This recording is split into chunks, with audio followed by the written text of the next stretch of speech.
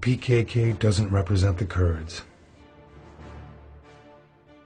Some parts of the left that have fallen under the influence of that propaganda, or that feel an ideological proximity to the PKK, give the impression in the Western press that the PKK is a heroic army supposedly defending its own land. The fact is, however, that the PKK is neither heroic nor a representative and protector of the Kurdish people.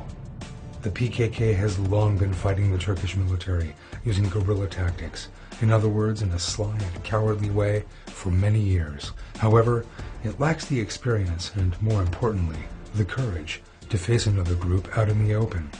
The PKK is therefore the very last group to wage a ground war against ISIL in Syria. Indeed, the way that they fled during the first days of ISIL's assault against Kobane, leaving women, children, and the elderly behind, and these words by Cemil Bayek, one of the PKK's leaders, saying, "Geographical conditions in Kobane are not appropriate for us to fight there," confirm the truth of that.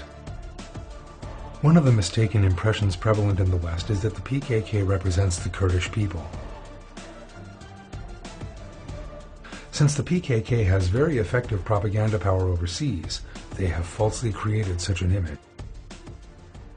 The fact is, however, that the socio-cultural characteristics of the Kurds make it impossible for them to accept and embrace such an organization right from the outset. The Kurds are religious people who are devoted to their families and loyal to their traditions. They are warm and peace-loving people. The PKK, on the other hand, is opposed to all religions, godless, hostile to the family, and devoid of any moral values. It is therefore impossible for the Kurds to willingly and voluntarily go along with the PKK. The rule of the PKK over the Kurds is one formed by force and compulsion. The PKK made its name heard in the 1980s with acts of terror, aimed not against Turks, but against Kurds. It adopted a strategy of first spreading terror among the Kurds and thus building a power base. The first target was other Kurdish organizations and political movements opposed to, or an alternative, to itself. After neutralizing them through ruthless killings, it turned its attention to the civilian Kurdish population and sent the message, through its actions, saying, "We are stronger than the state here, and if you are not with us, we will not let you live." It still maintains its influence on some of the Kurds through the same approach today.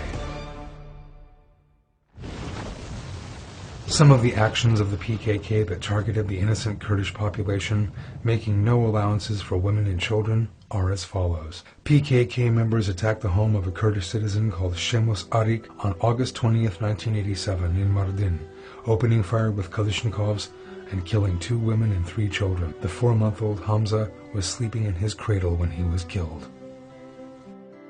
On July 9th, 1989, PKK terrorists attacking the village of Kirim in Diyarbakir also killed a 3-year-old girl.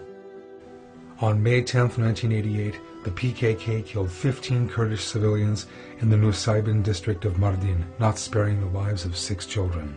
One of the female babies was slain as she slept in her cradle.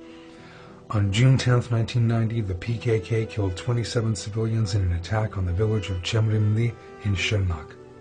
11 of the 27 killed by the terrorists were children.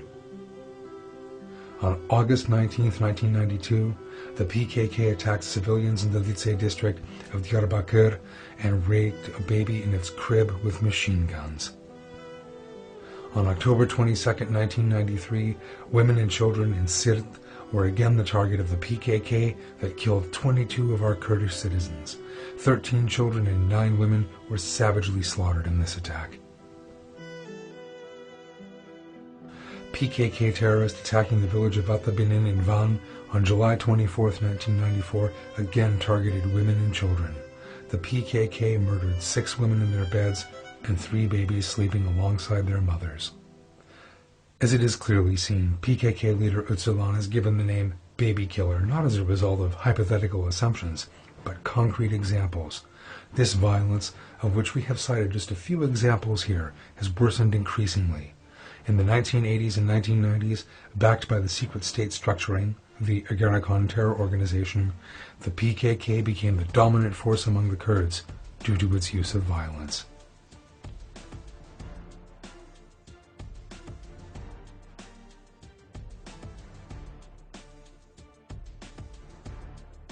The number of people who lost their lives due to PKK terror in Turkey exceeds 40,000.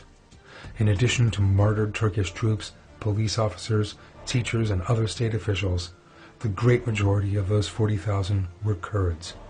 In short, the PKK that has murdered tens of thousands of Kurds in terror attacks is one of the greatest enemies of the Kurds in the entire region.